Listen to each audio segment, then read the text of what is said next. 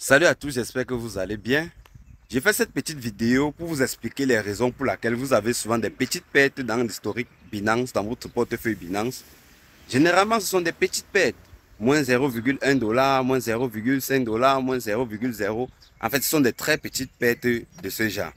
Déjà, avant de commencer, si tu n'es pas encore inscrit sur ApolloBot, j'ai laissé le lien pour s'inscrire en description de cette vidéo. Une fois que tu es inscrit, tu vas également voir le numéro, mon numéro WhatsApp.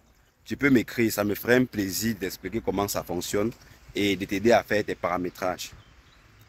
Il faut comprendre que lorsque vous tradez sur ApolloBot, vous pouvez avoir soit des petites pertes ou bien des pertes un peu beaucoup plus importantes. Quand je parle de beaucoup plus importantes, je ne parle plus de 0, moins 0,1 $, ni moins 0,2 $.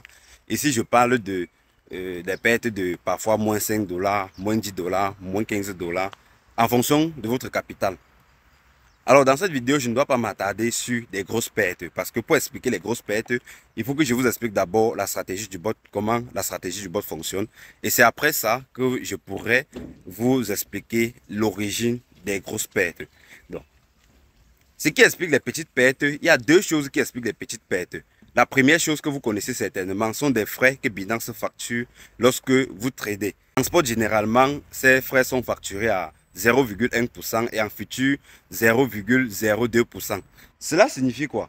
Lorsque vous ouvrez une position sur Binance, que vous ayez gagné, que vous ayez perdu, que vous êtes à zéro, ça veut dire que vous avez ni gagné ni perdu, Binance prélève ses frais. Il s'en fout que vous êtes perdant, que vous êtes gagnant. En fait, lorsque vous ouvrez, ils prennent leurs frais. Lorsque vous fermez, ils prennent également leurs frais. Voilà comment ça fonctionne.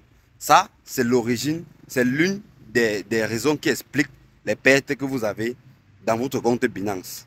Et également, il y a une deuxième chose qui explique ces petites pertes que beaucoup ne savent pas. C'est ce qu'on appelle en trading le dérapage. Alors, c'est quoi le dérapage? Il faut savoir que le dérapage peut être positif ou négatif. Je vais prendre un exemple pour mieux m'expliquer.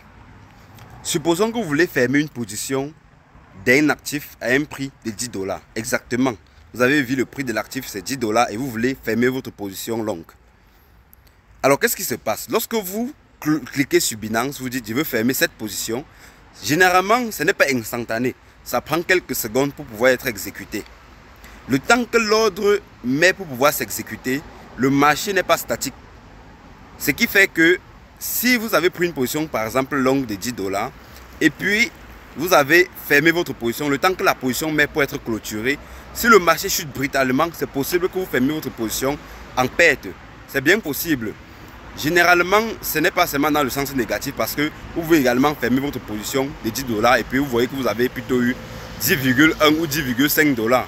Donc, c'est ce qui explique généralement certaines petites pertes. C'est vrai, les gens ne prennent pas trop ça en considération, mais c'est important de le savoir.